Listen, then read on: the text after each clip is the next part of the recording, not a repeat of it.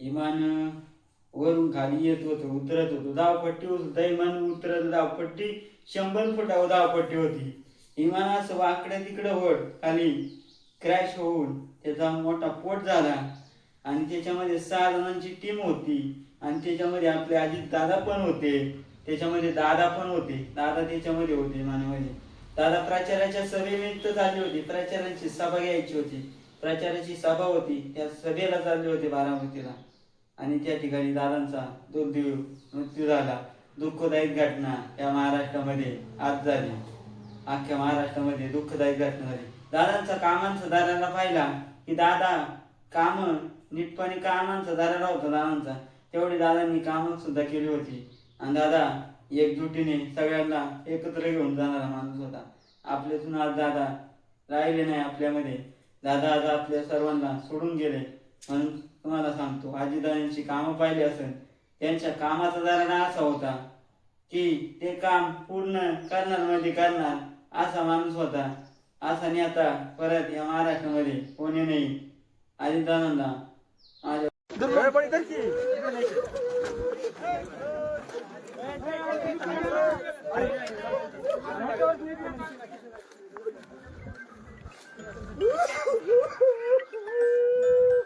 साहेब फार वाईट घटना घडली, फार वाईट घटना घडली.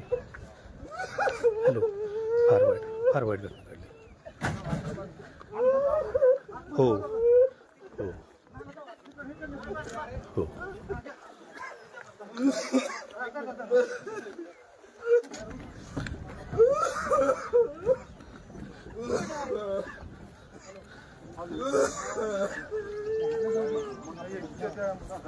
स्टेजचं घ्या नाही, स्टेजवर टाकताय.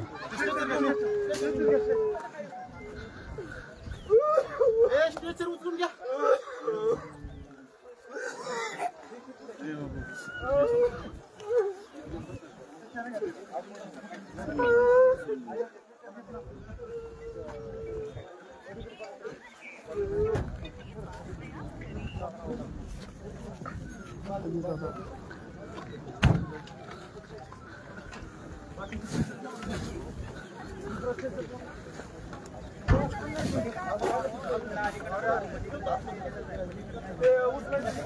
दादा संपले.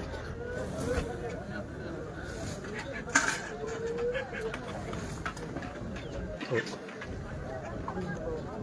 हो हो हो काढले. आता ॲम्ब्युलन्समध्ये चालला. बहुतेक बारामतीलाच नेत असतील.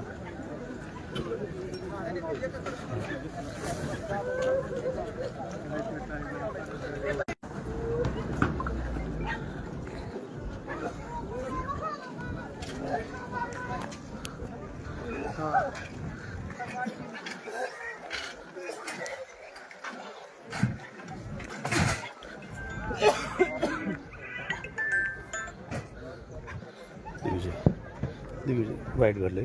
सोड.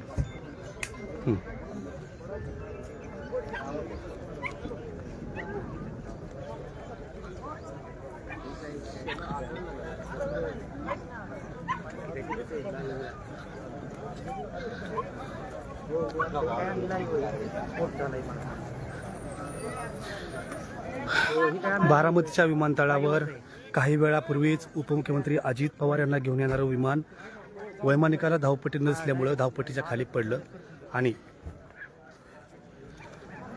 अतिशय दुर्घटना घडलेली गंभीर. बारामतीलाच नाही तर राज्याला हादरवणारी ही घटना आहे.